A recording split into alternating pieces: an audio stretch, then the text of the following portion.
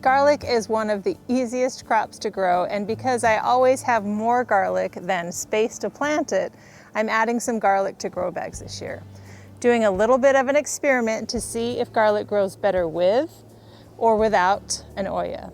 So we'll see at the end of the season which one does best. I'm Angela from Growing in the Garden. My garden is in Mesa, Arizona in Zone 9B. I love sharing garden inspiration and helpful tips so you can be successful in your garden too. I grew this garlic last year and saved the best cloves for planting. After harvesting, I stored it in the fridge and took it out yesterday to get it ready to plant. I like to pre-soak my garlic with a little bit of baking soda and seaweed fertilizer. You don't have to soak, but it does have some benefits. The baking soda has antibacterial benefits, and the seaweed fertilizer can help to stimulate growth. Soak the garlic for at least 8 hours and up to 24 hours. Before I plant, I'm going to amend these grow bags with a little bit of a balanced organic fertilizer. Then I'll work that into the soil.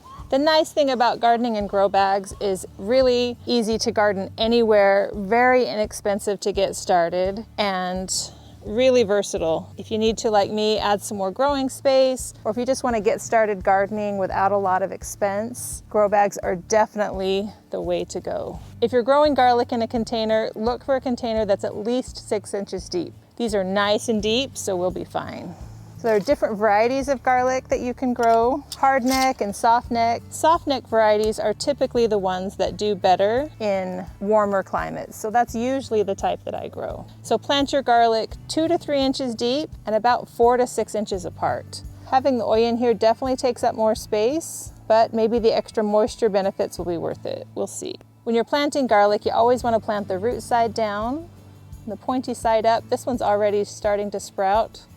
A little bit of an overachiever. So if you've saved garlic and any of those cloves are soft, don't plant those, just discard those. It should be nice and firm. So this one is all planted. The challenge with gardening in grow bags is they definitely dry out more quickly. So you want to be aware of that and keep an eye on the moisture levels. You can use a moisture meter if you'd like to measure the moisture level. I usually will just stick my finger in, and if the soil sticks to my finger, I know that there's still moisture in there. But you'll definitely want to keep an eye on that moisture, and I like to group the bags close together. That helps them kind of help each other, keep each other from drying out. You want to avoid having standing water. You definitely want to make sure that they can drain. It's one of the advantages for grow bags is that the roots are able to breathe. So roots need water and oxygen to grow well, and a grow bag is definitely going to provide that. Grow bags have excellent drainage, and any excess water is going to drain out. That prevents a lot of problems that you might have with root rot. Another advantage to growing this garlic in containers is I can put it in a location right now that gets plenty of sunlight. In the spring, as temperatures heat up and this garlic is still growing, I can move it to a location that gets a little bit less sun, which will be ideal for that garlic. Adding a nice thick layer of mulch also helps keep that moisture in, protects that garlic. Don't forget to mulch your bags and your containers, the beds. Mulch does so many good things. Don't worry about that garlic, it's going to go right up through this mulch, no problem. One thing about gardening in containers is they do require more frequent fertilization than your in-ground or raised beds, because a lot of those nutrients are going to get leached out when you water. So a little bit of fertilizer more frequently is better than a lot of fertilizer all at once. So I got this dibber at an antique store years ago. Had a lot of people ask me where to get one, and I've never seen one since. But I love using it because it's perfect for planting things like bulbs and garlic. Choose your largest cloves. They're going to give you the biggest heads of garlic. So I'm looking for those large heads. This was a delicious garlic. One of my favorite things to do with homegrown garlic is roast it. I roast it and then freeze it. And then anytime that we want to add delicious roasted garlic flavor, I pull it out of the freezer. So yummy. Your bags may get a little bit of mold or algae growing on the outside of the bags. That's okay. That's telling you that maybe you need to back off a little bit on the watering. Just keep an eye on that moisture level.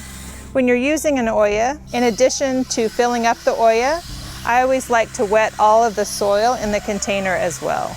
Don't worry about overwatering a grow bag. All of that excess moisture is going to seep out. I'm a big fan of Oyas and feel like they add a lot of benefits with watering. So it'll be interesting to see the difference between these two bags. I'll also be planting the same garlic in my raised beds, and I'll compare which one does the best. The garlic in the beds, the garlic with the Oya in the bag, or the garlic without the Oya in the bag. Thank you so much for watching. If you would like to learn more, consider joining Growing in the Garden Academy. I teach a live online course every month about seasonal topics, and members have access to recordings of all past classes. Academy members also receive my garden journal, what I'm planting, harvesting, and doing in my garden, delivered to their inbox every 2 weeks. I hope to see you there.